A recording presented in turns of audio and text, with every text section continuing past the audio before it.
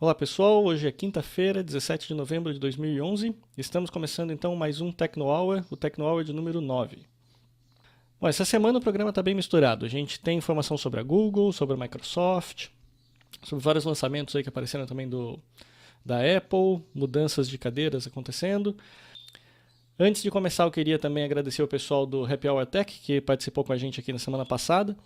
A gente teve alguns problemas de áudio durante a gravação, mas eu já tomei algumas providências para tentar melhorar isso daí para os próximos podcasts. Bom, na realidade hoje a gente não vai ter então a apresentação de entrevistados, mas a gente já está com um planejamento já para a semana que vem, dando tudo certo, a gente deve ter mais uma entrevista aqui na semana que vem. Mas para hoje então a gente vai voltar um pouco com a sessão de demonstrações, porque eu sempre gosto de mesclar um pouco o assunto, justamente trazer convidados e também mostrar para vocês algumas dicas e tudo mais sobre as plataformas que a gente trabalha aqui. Bom, antes de entrar nas notícias propriamente dito, eu queria só justamente agradecer para vocês, né? Porque quem segue o Twitter já ficou sabendo no início da semana passada, a Apple ela resolveu promover o Tecno Hour. Então, trazer aqui para vocês darem uma olhadinha no iTunes. O que foi legal dessa semana, que foi uma surpresa ótima para a gente, foi justamente o fato de que o Tecno Hour ele virou meio que o destaque da página principal do iTunes aqui, que vocês podem dar uma olhada. Vocês podem ver que na App Store brasileira, né, o programa ele acaba sendo o primeiro dos podcasts aqui. Logo, isso que foi bem legal. Esses de cara, você já vê lá o nosso Tecno Hour. Então, aproveitando então que eu estou mostrando a nossa posição, eu queria também pedir para vocês não esquecerem de deixar lá as avaliações, né? A gente já conseguiu 14 avaliações da última vez que eu pedi, eu resolvi dar uma parada, né? Porque o pessoal reclamou que eu estava fazendo propaganda demais e falando notícia de menos. Mas, se possível, se vocês puderem entrar lá no site, vocês podem entrar no nosso site, no tecnohour.com.br, onde você vai ter um link para chegar até a página do iTunes, ou vocês podem procurar por Tecno Hour no próprio iTunes. E de lá, se vocês puderem, é só fazer o login e deixar lá as suas estrelinhas, lá o comentário e tudo mais. Então já faz um tempinho que eu já vi aqui que a gente está sem adicionar novas avaliações. Então se vocês puderem, eu agradeço muito, porque na realidade como o Alexandre lá do iPhone hoje já falava, né? Ou seja, o podcast é de graça, então a gente apaga estrelinhas. Então se vocês puderem, eu agradeço muito. E agradeço a todos pela participação, justamente porque agora então a gente teve então mais essa promoção ainda, que, digamos assim, a gente deixou a lista dos novos e recomendados e entrou diretamente no destaques aqui da Apple Store. Para a gente poder começar, o que aconteceu de importante essa semana? Algumas notícias que vieram aqui.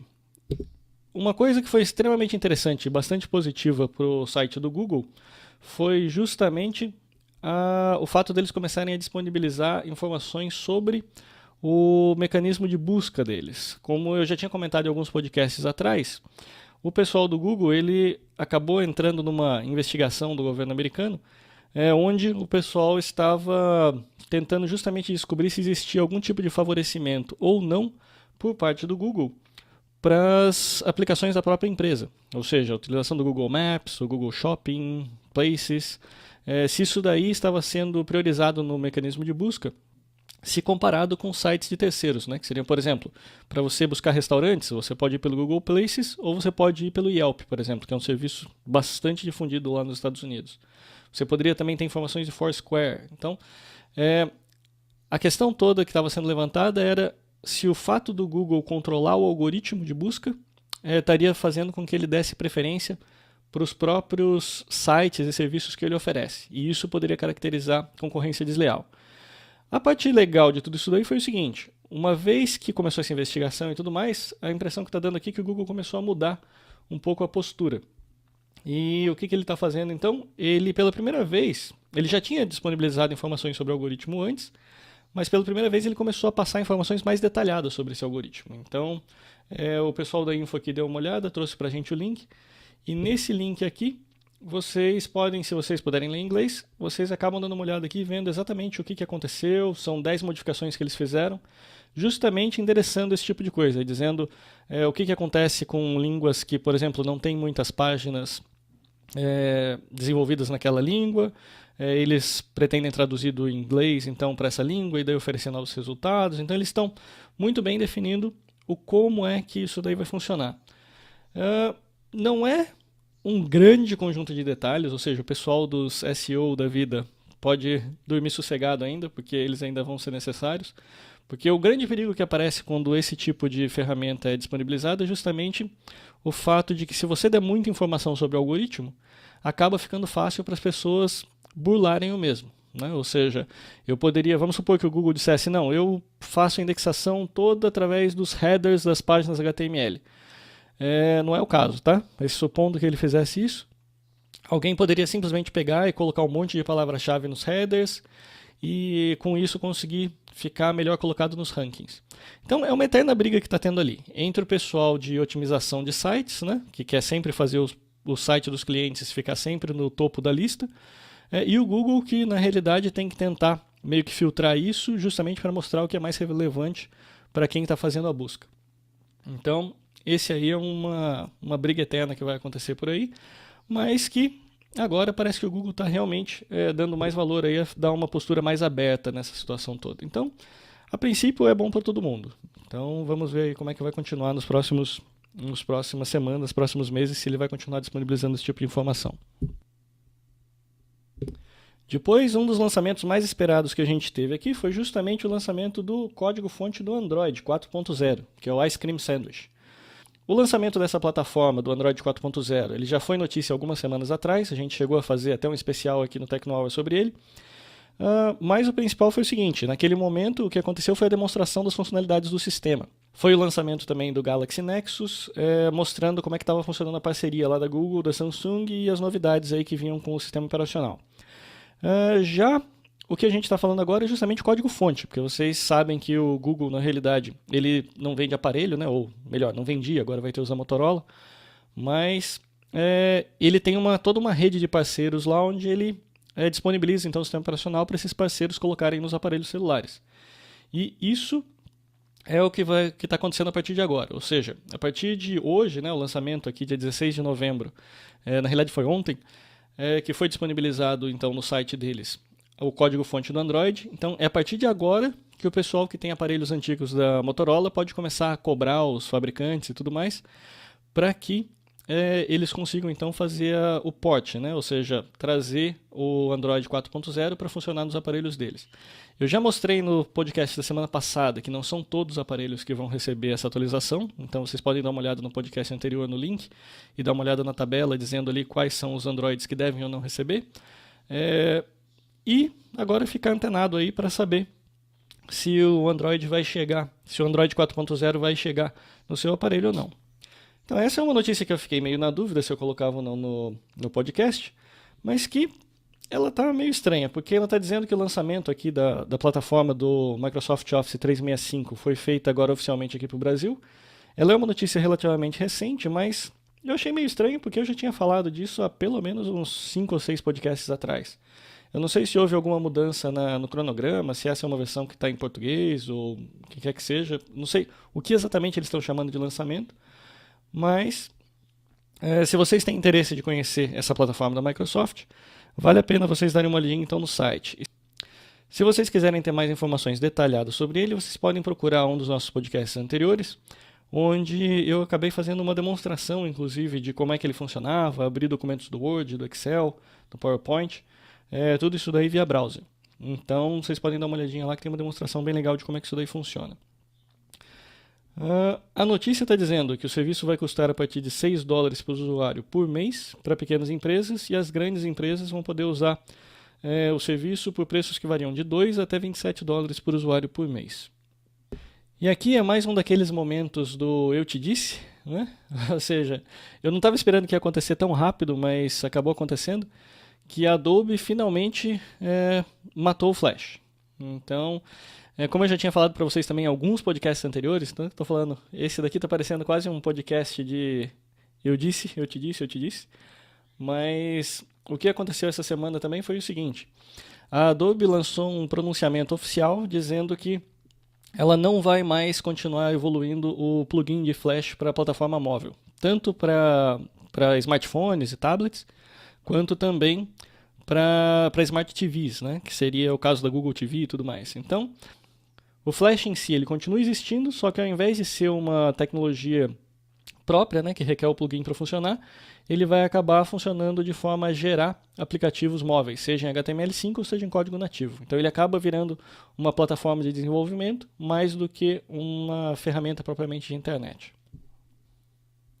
E para quem está acostumado a comprar jogos online, que é o meu caso, teve uma notícia ruim essa semana. Que o que aconteceu essa semana foi que a Valve, que é a dona do Steam, lançou então essa nota dizendo que eles foram hackeados e os hackers teoricamente tiveram acesso a documentos confidenciais lá dentro do site deles. Isso afeta diretamente os usuários do Steam, né, que é justamente um software que é usado para fazer downloads de jogos e tudo mais. É como se fosse uma loja virtual, onde o pessoal de PC, de Mac, pode entrar e fazer compras. Eu já usava o Steam há algum tempo. Na realidade, o meu Call of Duty 3, né, que acabou de sair, que eu mostrei para vocês na semana passada, eu comprei através deles. Mas a diferença é a seguinte: como eu já não confiava na realidade no Steam há algum tempo atrás, eu nunca cheguei a deixar de informação de cartão de crédito lá dentro dele. O que eu usava era o PayPal. Então ele funciona muito bem com a integração com o PayPal. E esse é o tipo de coisa que eu recomendo, principalmente nesses sites que eles não são uma Apple, né? Digamos assim, se até a Sony, que é uma gigante da área de tecnologia, teve a PlayStation Network hackeada, eu acho que ninguém está realmente seguro.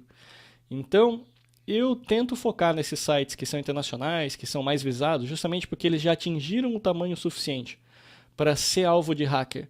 E ao mesmo tempo, eu acho que eles não têm uma plataforma de segurança tão boa quanto uma Apple, uma Sony ou uma Microsoft. Eu já considero esses sites já inseguros já de cara. Então o que eu faço nesses casos é justamente tentar ir para um site especializado, como é o caso do PayPal.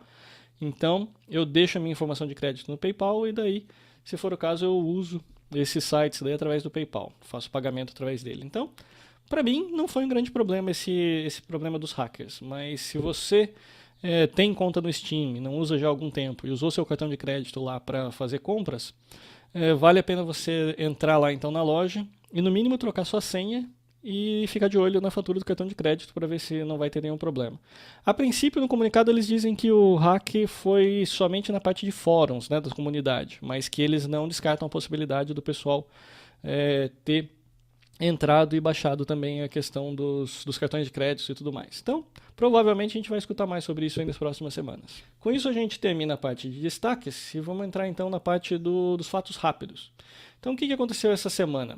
Essa semana o Google Plus ele apareceu com a possibilidade, né, ele abriu a possibilidade para as empresas criarem perfis no Google Plus.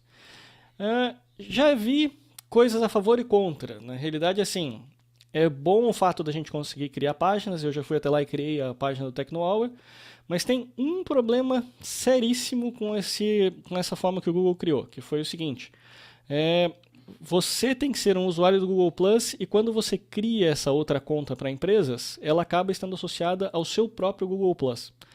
Então, digamos assim, para mim, que sou o TechnoHour, não é um grande problema, porque afinal de contas eu basicamente sou a empresa inteira. Eu apresento, eu coleto notícia, eu faço IT, tudo isso daqui é por minha conta. Então até aí tudo bem, porque eu vou conseguir chegar, entrar na minha conta, fazer o shift e atualizar as duas se eu precisar. Mas para uma empresa de verdade, né, grande, como é o caso, isso daí o pessoal lá do Leo Laporte, por exemplo, estava reclamando, o que acontece? Não é o próprio Leo que vai chegar e vai fazer essas atualizações, ou seja, tem alguém no time dele que vai ter que fazer as atualizações. E hoje não existe nenhum tipo de mecanismo de delegação que eu pudesse, por exemplo, ir até lá com a minha conta, criar essa página do Google Plus e delegar a responsabilidade de atualização para alguém. Então eu teria que, se eu quisesse passar isso daí para alguém, eu teria que dar meu login pessoal e senha pessoal para alguém da equipe para que eles pudessem fazer a atualização. Então, digamos assim, o Google liberou, mas é uma coisa que ainda está meio engatinhando. O que eu recomendo é, se você tem uma empresa ou uma consultoria, o que quer que seja, vale a pena você entrar lá agora e já pelo menos garantir seu nome. Só para garantir que ninguém por aí vai sair registrando o nome alheio que vai acabar depois causando problemas para você no futuro. Então vai até lá, cria a página. E daí a gente fica no aguardo para ver o que o Google vai conseguir fazer para deixar mais fácil para a gente essas atualizações. Outra notícia foi o lançamento do Kindle Fire, né? Ou seja, não foi bem um lançamento, que já aconteceu um tempo atrás, mas agora ele começou a chegar na mão dos consumidores. Então, Aqui também, mais uma vez, eu separei aqui dois links com relativa dose de polêmica, ou seja, a expectativa inicial era que o Kindle Fire fosse ser o primeiro iPad killer, né? Ou seja, o primeiro tablet com chances reais de conseguir brigar de frente com o iPad. E isso começou a cair por água assim que ele começou a ser entregue na mão dos usuários. Então aí você tem aqui, eu separei um site em português, que é o da Info, dizendo razões para o sucesso do Kindle Fire, e ali você vai ver tudo que a gente já comentou antes, que é a questão do ecossistema e tudo mais. Mas também já os primeiros reviews que começaram a aparecer nos Estados Unidos, uma vez que a gente não tem acesso a isso aqui no Brasil ainda, sobre as impressões iniciais, uma vez que você está com o produto na mão, né? E começa a ver se ele realmente se comporta bem e tudo mais. Então, tem bastante gente que não está gostando, ou seja, tem gente que está achando que é legal, que tem acesso ao Amazon e tudo mais, e ele é um tablet extremamente barato, mas ao mesmo tempo ele está deixando a desejar no quesito de performance, de navegação web. Isso daqui é uma coisa que a gente vai acabar escutando mais também ao longo agora das próximas semanas. Para quem trabalha com a Microsoft, então já saiu também no site da empresa que a versão do Windows 8 Embedded, né, que seria a versão para tablets, já deve ficar disponível a partir do primeiro semestre do ano que vem. Essa é uma notícia que vem da IDG Now. E eles dizem que o Windows 8 pode ser esperado no primeiro trimestre de 2012. Isso seria a versão para desenvolvedores. Então, eu acredito que até o final do ano de 2012 seria possível da gente pensar aí que o Windows 8 deve acabar entrando de vez na produção. E a gente deve começar a receber alguns tablets aí bem legais com essa plataforma. Uma baixa importante que aconteceu também essa semana foi a Logitech, que acabou deixando a Google TV de lado. Então, nesse artigo aqui vocês vão ver que esse daqui é um artigo que vem do Super Site for Windows, né, que é o do Paul Turut. E o que ele diz aqui é justamente a informação de que ele recebeu lá do pessoal da Logitech, que basicamente eles disseram que tiveram um prejuízo danado com a Google TV, ou seja, reclamaram. É aquela história, você nunca reclama abertamente do Google, mas nas entrelinhas aqui você acaba vendo que o pessoal não gostou nada do que aconteceu com a Google TV. Primeiro que eles acharam que foi lançado um produto meio que beta, né? Ou seja, eles confiaram no Google e acabaram recebendo um produto beta. Na realidade, na época todo mundo meio que sabia disso, mas todo mundo confiou meio que na marca de que tudo bem, a Google tanto faz, podia ser até alfa, vai vender. Então eles foram lá, fizeram não sei quantos centenas de milhares de Google TV. E o problema é que todo mundo começou a devolver, ninguém gostou da plataforma e tudo mais. Então, isso daí acabou então desestimulando todas as compras da primeira versão do Google TV. Na realidade o hardware seria até o mesmo, mas seria a versão 1.0 ou a primeira versão que o Google disponibilizou. E isso acabou daí fazendo com que culminasse agora nessa semana, onde o pessoal da Logitech disse que não vai ter jeito. Eles desistiram da plataforma de Google TV. Uma ferramentazinha interessante, que é o iAd Producer. Essa ferramenta ela é desenvolvida pela Apple, focada especificamente no desenvolvimento de iAds, que aqui no Brasil ainda não é muito popular, justamente porque a gente não tem plataforma de iAds aqui no Brasil ainda, mas como a gente está falando com a comunidade de desenvolvedores, né, nada impede que a gente comece a fazer e desenvolver software para fora. Então, isso daqui é um pouco diferente, tá? O que acontece? Eu não estou falando da ferramenta de desenvolvimento de software da Apple. Eu estou dizendo que o software de Objective-C, o Xcode e tudo mais, isso é para desenvolver aplicações e essas aplicações podem exibir anúncios de iAd. O que foi lançado essa semana foi o iAd Producer, que é na realidade uma ferramenta também da Apple de desenvolvimento, separada do Xcode, mas que permite para você fazer desenvolvimento de código HTML5, ou seja, já focado especificamente em desenvolver propaganda que vai ser exibida dentro dos tablets e iPhone, né, da Apple. Outra notícia que veio da Apple também foi a questão da mesa de diretores. Com a saída do Steve Jobs, né, com a morte do Steve Jobs, acabou ficando então em aberto uma posição na mesa de diretores da Apple. E agora o que aconteceu aqui foi que eles nomearam então duas pessoas para ser novos chairman, né, ou seja, para fazer parte dessa mesa diretora da Apple. Um veio da Disney e o outro veio da Pixar. Então, digamos assim, foi até uma forma da Apple reconhecer o lado criativo, né, que sempre influenciou muito uma e outra, né? Ou seja, eles estão querendo montar uma mini estrutura ali que mantenha a inovação da Apple. Essa é uma notícia que eu gostaria muito de colocar em destaque, mas que, como ainda não está disponível aqui no Brasil, eu não vou deixar em destaque. Então, digamos assim, não tá no nosso, ainda não está funcionando no meu iPad, então vai ficar como fato rápido. Que é o fato do Netflix trazer um novo portal, né, para os tablets Android. Então, para quem está usando o Android e já recebeu essa atualização um tempinho atrás, já consegue, né, o Android já está funcionando com o Netflix aqui no Brasil, já vai ver esse novo portal que teoricamente todo mundo está falando maravilhas desse portal. Então, se você tem algum comentário com isso, pode depois enviar um e-mail ou um Twitter para a gente. E para quem, como eu, está esperando ansiosamente para essa plataforma entrar no iOS, parece que, pelo menos a notificação que saiu do Netflix lá nos Estados Unidos, diz que vai sair uma nova versão para iOS até o final desse mês. Então, como a gente já está mais à metade do mês, eu estou esperando que entre semana que vem e a próxima a gente deve receber essa atualização do iOS, que deve então trazer o Netflix para a plataforma da Apple. Espero, né? Aqui no Brasil. E o último fato rápido que a gente tem é o lançamento oficial do iTunes Match. Então, esse também seria um destaque se ele estivesse disponível no Brasil, mas ele só está disponível então nos Estados Unidos. E mesmo as contas hackeadas que a gente tem com gift card não conseguem, pelo menos por enquanto, ainda fazer a compra do iTunes Match. O iTunes Match ele é uma ferramenta da Apple para você poder sincronizar todas as suas músicas com todos os seus serviços de iPad, iPhone e tudo mais. E, na realidade, a parte polêmica, meio controvérsia dele, é justamente o fato de que essas músicas podem ou não ser oficiais. Ou seja, se você simplesmente emprestar um CD ou um DVD de um amigo e quiser puxar aquelas músicas para o iTunes Match, ele vai acabar meio que legalizando, entre aspas, para você essas músicas.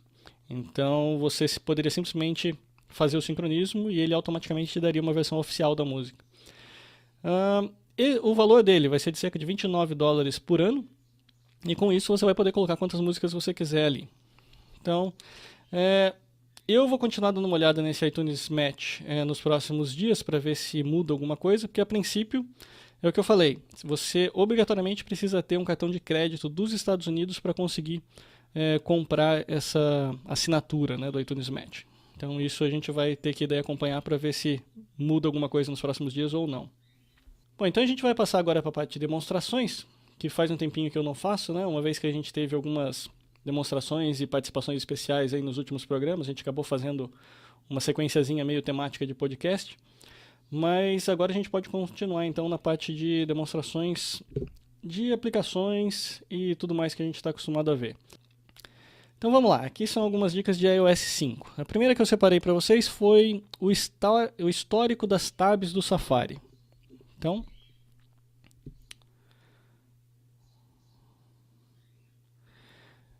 esse daqui é uma dica mesmo daquelas que se a gente não procurar, a gente não acha. Que é o seguinte, uma das coisas que apareceu no Safari nessas últimas versões foi justamente a possibilidade de você ter várias páginas abertas ao mesmo tempo, né? Então você consegue vir aqui e passar de uma tab para outra, né? Então com isso você vai mudando de páginas. Agora o que acontece quando você pega e acaba se fechando alguma dessas tabs sem querer? Então o que essa dica de hoje aqui mostra pra gente é o seguinte, tem um botãozinho de mais na extrema direita das tabs, né, que seria onde você adiciona uma tab nova. Então se você clicar uma vez, ela vai aparecer uma tabzinha nova para você poder puxar. Agora, a dica é a seguinte, se você apertar esse maisinho e segurar, você vai ver que aparece um pop-up ali, né, uma janelinha, mostrando as últimas tabs que você fechou. Então isso daqui é extremamente útil se você estiver trabalhando com alguma coisa e acabou fechando uma tab meio sem querer, você pode vir aqui então e tornar a abrir. Ok? Então essa foi uma dicasinha do iOS 5 do Safari. Outra dica ainda do Safari seria a questão da lista de leitura, né? Bom, então como é que a lista de leitura funciona? A ideia aqui é a seguinte, ela faz meio que um track para você de tudo que você quer ler mais tarde. Então se você estiver, por exemplo, navegando na internet, no site de notícias, e a partir dali você resolve que você gostou daquela notícia, mas não quer ler agora, vai querer ler depois, você pode então vir na parte de exportar, né, que é o íconezinho aqui de exportar do lado da tela, e colocar adicionar a lista de leitura. Quando você faz isso, automaticamente esse site entra na sua lista de leitura que está aqui como se fosse uma pastazinha dentro dos seus favoritos. A grande diferença entre a lista de leitura e os seus favoritos seria o seguinte: o favorito é um link, ou seja, você vai lá, guardou um link, vai ficar ali para o resto da vida para você poder guardar. A lista de leitura, ela faz esse gerenciamento para você se você já leu aquilo ou não. Então, se eu clicar aqui no tudo, ele mostra tudo que eu marquei a vida inteira. Aí acaba virando até como se fosse um favorito, né? Se você apertar o tudo. Ou seja, tudo que eu marquei a vida toda para entrar na lista de leitura. Agora, se eu quiser ver somente os não lidos, então ele mostra somente o que eu ainda não li. Então essa é a diferença que ele faz. Bom, agora eu troquei de página para vocês darem uma olhada numa outra funcionalidade ainda do Safari, que é justamente o botãozinho de leitor. Para eu poder fazer o gerenciamento do que eu li ou do que eu não li, eu tenho a lista de leitura. E uma funcionalidade interessante que o Safari também tem e funciona para alguns websites é o seguinte: quando esse botãozinho de leitor aparece aqui bem no mesmo campinho ali onde está aparecendo o endereço da página, eu posso apertar esse botãozinho de leitor. E aí, o que ele faz é trazer para mim uma versão aprimorada dessa página, como se fosse mesmo um livrinho, um PDF, alguma coisa assim. Isso acaba eliminando toda a distração que eu tenho do lado, né, com menus de tela e tudo mais, e transformando mesmo como se fosse num livro. Então eu posso pegar e ler inteirinho, mesmo que sejam várias páginas de internet, onde eu teria que apertar next, next, next, next e tudo mais para poder caminhar por ali. Na realidade, essa funcionalidadezinha de leitor, ele justamente elimina isso. Então ele traz o seu site inteirinho. Uma coisa nova que eu vi aparecer no iOS 5 foi que ele acaba perguntando para você, se você tem um site que é muito longo, igual o caso que eu estava lendo aqui, que seria a ferramenta de desenvolvimento do QuickTime.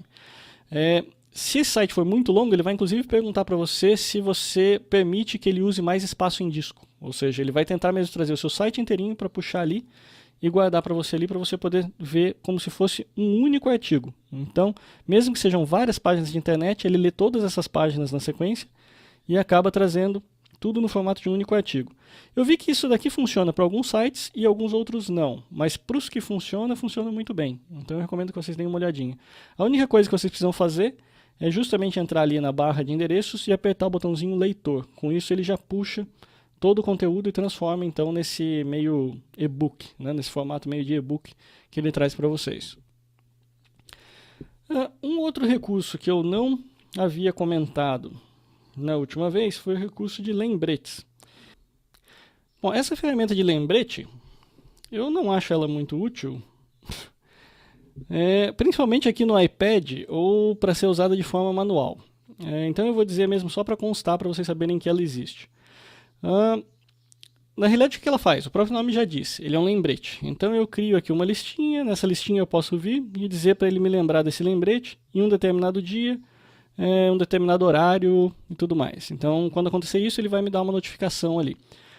A vantagem ele está realmente sincronizado entre todos os aparelhos e ele fica um pouco mais interessante se eu colocar aqui a câmera o lembrete do iPhone.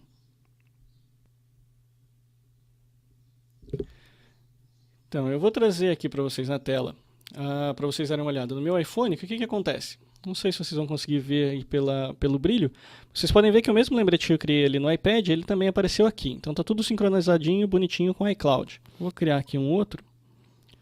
Teste 1. Ele me abre a possibilidade, quando eu vou no mostrar mais, o lembrar-me, que aqui ele mostra para vocês que ele tem a possibilidade de lembrar baseado em uma localização. Então, se eu apertar aqui para fazer por localização, ele vai então me permitir setar uma localização aqui, dizendo que eu quero fazer a localização atual ou para onde que eu quero que ele me lembre. Então, isso é o tipo da coisa que o pessoal está dizendo assim: bom, eu quero que você me lembre quando eu chegar no supermercado, por exemplo. Eu venho aqui e coloco a localização do supermercado. E aí me aparece uma lista de compras, por exemplo. Então, isso é uma coisa que fica um pouco mais útil até do que no iPad, porque no iPad você não tem o recurso do GPS para você poder fazer esse tipo de anotação, né?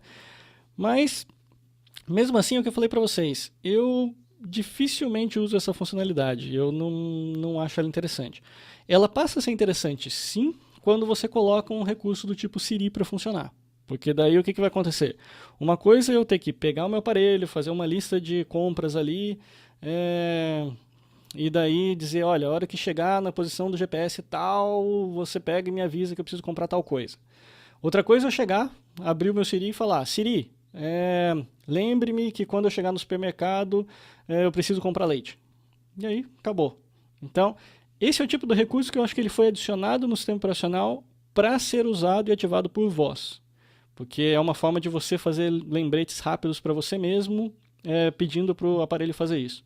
Agora, fazer manualmente eu acho meio inútil, para falar a verdade. Mas, de qualquer forma, existe a funcionalidade. Vocês podem dar uma olhadinha aí no aparelho de vocês. Uma outra coisa que tinha ficado ainda sem demonstração foi o seguinte, eu cheguei a mostrar a câmera para vocês a última vez, mas eu não tinha mostrado a parte de edição dela, eu acabei esquecendo. Eu cheguei a mostrar os grids, né? Ou seja, eu tenho as opções novas aqui, que me permite colocar grade, o HDR e tudo mais, mas eu acabei esquecendo de mostrar para vocês que existe a possibilidade de eu fazer edição, né? Então eu posso tirar uma foto aqui, e aí entrar na foto aqui na aplicação, e ele tem vários recursos aqui para você poder fazer edição dessa foto aqui. Então eu posso vir aqui na opção de editar, e uma vez que eu entrei na parte de editar, eu posso fazer algumas edições básicas, né? Então pelo menos já resolve boa parte do que a maior parte das pessoas precisa. Se eu precisar fazer essa foto girar, eu consigo.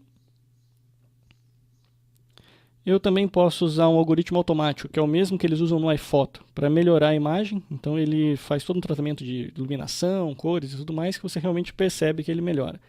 E se eu estivesse tirando a foto de alguém que tivesse saído com o olho vermelho, né, por causa do flash, eu também poderia usar o recurso de descobrir aqui onde que está o olho vermelho e pedir para ele ajustar. Como eu não tenho nenhum olho vermelho aqui, ele está dizendo que ele não conseguiu encontrar nenhum olho vermelho, mas a princípio é uma função que está aí para vocês usarem. E o recortar, né, que seria o crop. Então, um que eles deixaram bem legalzinho também, que se eu quiser então focar alguma coisa e mexer na, digamos assim, na composição da foto, eu consigo somente usando o dedo. E daí escolher aqui e fazer, bom, restringir. Eu posso mudar aqui a proporção da foto que eu quero e depois pedir recortar. E aí, foto aqui para vocês do jeito que você editou. Então, essa seria aí a funcionalidade que você tem a mais no iOS 5 para a edição da câmera. Aqui ficaram então as dicas dessa semana. Depois eu vou separar mais algumas para vocês mais para diante.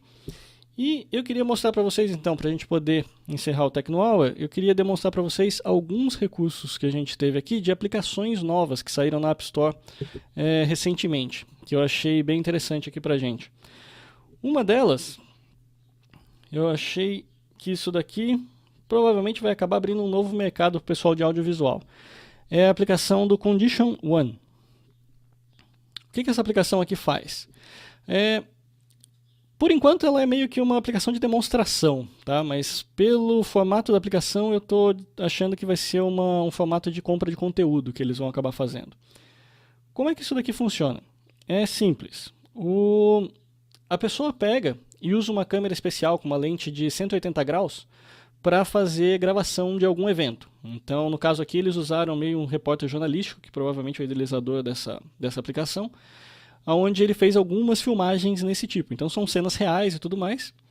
Mas a diferença qual é? Bom, como ele usa então uma gravação de 180 graus, ele acaba gravando toda uma visão panorâmica para vocês, e que vocês podem usar o iPad para direcionar a câmera dele, como se fosse uma câmera tradicional. Então o que vai acontecer? Por enquanto você tem só o idealizador que tem ali funcionando, que é esse nosso amigo aqui que está aparecendo na aplicação. Ele mostra lá vários episódios. Começa uma versão gratuita da aplicação, e eu acabei baixando somente um episódio. Você vai poder escolher aqui quantos você quiser, então você pode ter aqui trailers e tudo mais. Ele está limitando, se eu não me engano agora, para você fazer o download de apenas um simultaneamente. Então você não vai conseguir baixar todos de uma vez. Mas eu baixei aqui, por exemplo, um que ele fez na guerra na Líbia. Então, como é que funciona aqui? Primeiro eu tenho aqui vários capítulos, né? eu tenho a opção de tanto fazer o download daquele capítulo, quanto de assistir aquele capítulo. Então, o que eu já fiz o download aqui são realmente arquivos bem pesados, tá? Se vocês quiserem fazer o download, é melhor que vocês estejam dentro de uma rede Wi-Fi, porque são arquivos bem grandes. No caso aqui, por exemplo, esse que eu baixei era de 194 MB, ou seja, 200 MB de download. E, por exemplo, o outro aqui tem 1 GB, então é bastante coisa. Então, uma vez que você fez o download, basta usar o Watch. Após pressionar o Watch, ele te dá a opção de usar o acelerômetro da câmera ou de usar o seu dedo para navegar pela câmera. Então, primeiro eu vou usar o... Vamos lá, pedir para centralizar. Então, à medida que eu movimento o meu iPad, deixa eu colocar o som para vocês verem também. Give me my freedom or give me my death.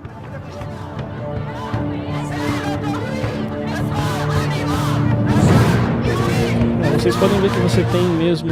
Vocês podem ver que vocês têm o som mesmo, como se fosse um documentário. Vou até abaixar aqui para a gente poder continuar falando.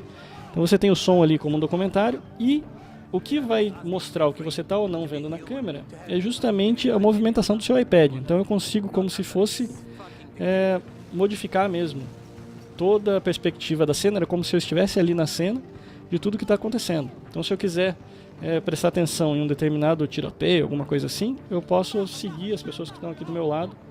Com isso eu consigo acompanhar. Por exemplo, eu estou acompanhando ali aquele carro. E tudo isso daí simplesmente fazendo a movimentação usando o acelerômetro do iPad. Então isso é um recurso bastante interessante, ele está no modo imersivo. Se eu quiser eu posso trocar e ficar no modo de toque, onde daí eu deixo o meu iPad paradinho e vou movimentando a cena com o meu dedo. Então isso permite também que eu possa ter mais ou menos informação sobre a cena. Então, é o que eu falei para vocês, essa daqui é uma aplicação daquelas que muda um pouco o conceito do que a gente está acostumado. Ou seja, até agora eu pelo menos não tinha visto nenhuma aplicação desse tipo na App Store. E o modelo de negócios dele ainda não está muito claro, mas a impressão que eu tenho é que ele vai acabar abrindo, na realidade, essa possibilidade de vários cineastas, ou o que quer que seja, lá, repórteres, qualquer tipo de vídeo que eu vou fazer, usem esse tipo de equipamento, faça a captura, então, e ele poderia daí distribuir isso através dessa aplicação.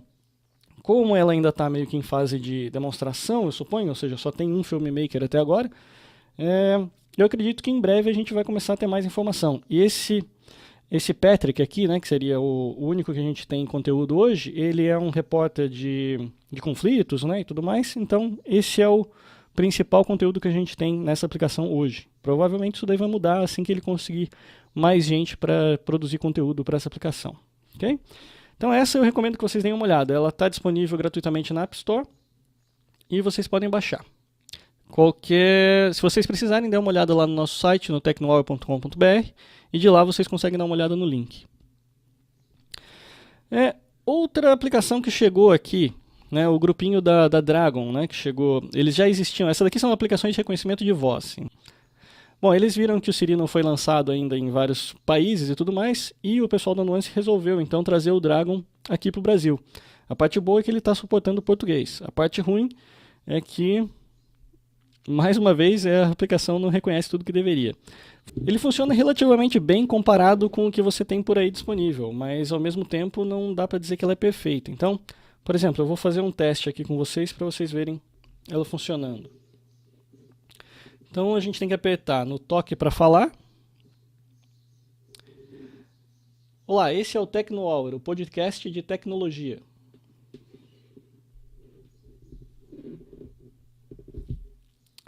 Ele grava e ele aparece para você aqui com o que ele acha que você falou, né? Então, no caso aqui, eu falei, vocês escutaram o que eu falei, ele traduziu como sendo: olá, estou tecnólogo, podcast de tecnologia.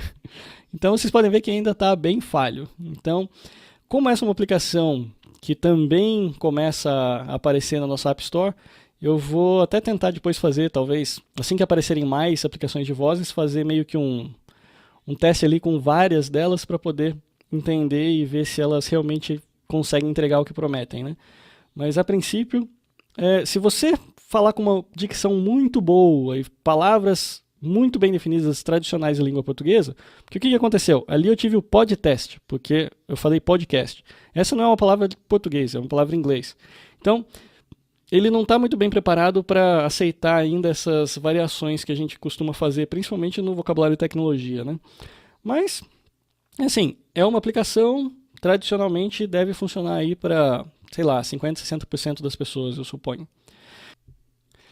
Bom, a outra aplicaçãozinha do pacote Dragon é o Dragon Search, que agora também aceita buscas em português. E o que ele faz, na realidade, é simplesmente usar esse mesmo tipo de algoritmo de conversão de voz para fazer buscas na internet. No caso aqui, acredito que ele deve estar usando o Google na maior parte das vezes. Então, por exemplo, vamos tentar fazer uma busca. É o mesmo sisteminha. Essa daqui é uma aplicação só para iPhone, tá? Então ela funciona em... Eu tenho que fazer esticada. Luciano Godoy Fagundes. Então, pelo menos o meu nome ela aceitou bem. Então, ela fez uma busca aqui para mim no Google, trazendo tudo que existe a meu respeito. Luciano Fagundes, tem currículo, artigos e tudo mais que eu já desenvolvi. Então, você pode também procurar, por exemplo, por outras coisas. Vamos lá. Vídeo de tecnologia.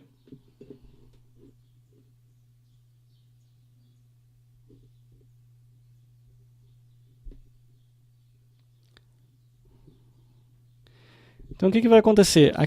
Aquelas palavrinhas-chave que você falou é o que ela leva então em consideração para trazer para você informação. Então você pode procurar no Twitter, no YouTube, no UOL, no Google, tudo isso daqui trazendo informação baseado no que você pediu ali por voz. Então, eu não sei até que ponto isso é muito útil, porque teoricamente esse daqui é um produto que foi lançado já bem antes do Siri, só que ele não estava disponível aqui para o Brasil, né? Essa talvez seja a grande diferença agora, mas que o pessoal realmente não usa muito, porque o que seria interessante de ter seriam comandos por voz, que é o caso do Siri. Tipo, cria um lembrete para mim, ou liga para tal pessoa. Isso daí é legal e é bem interessante. Agora, fazer buscas, tudo bem. Se você não quiser digitar, vale a pena, mas não sei até que ponto. Então, de qualquer forma, fica aqui a dica para vocês. É o Dragon Search e o Dragon Dictation, que agora eles foram lançados essa semana. Eles foram lançados essa semana aqui no Brasil e suportam então português brasileiro. Ok, pessoal, então essas foram as demonstrações que eu tinha para falar com vocês essa semana e vou encerrando o podcast então por aqui. Bom, deixo com vocês então uma paródia aqui da Lady Gaga e Beyoncé e espero que tenham gostado do podcast de hoje. Converso com vocês de novo na semana que vem. Um abraço, tchau, tchau.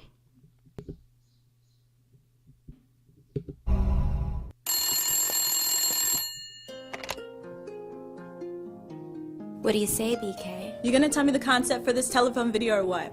Well, First of all, this romance, and it's not even close to poker face or just dance. So I will distract them by getting half naked and throw everything at them but the kitchen sink, the kitchen sink. What do you think? I will prove that I don't have a penis, wink. First I'll get stripped naked by some burly prison guards, then make out with the she-male in the prison yard. This video seems goofy, you should just do it alone. Besides, I'm getting sick of all these songs about phones. Bail me out of jail, then we pause for some bad dialogue. We poison everyone, including a cute dog. Then we start to dance and there's dead people everywhere. As usual, I have lots of crazy crap in my hair. Product placement. Hide the dead bodies in the basement. Blood and guts and boobs and butts, and I just wanna make your head explode. Beep, beep, beep, beep, beep, beep, beep, beep. That was Lady Gaga in Morse code. If you think I'm doing this, then you're a crazy bastard. You must have blown a gasket. Are you tripping on acid? As a child, were you abused by some big crazy bastard? And did he ever make you place the lotion in the basket? I just wanna do a simple shoot with dancing. You used to be a diva, now you're Marilyn Manson. You're gonna do my video and do it my way. I'd hate for something bad to happen to your family. My family, eh? That's right, Beyonce. A piano might accidentally fall on J.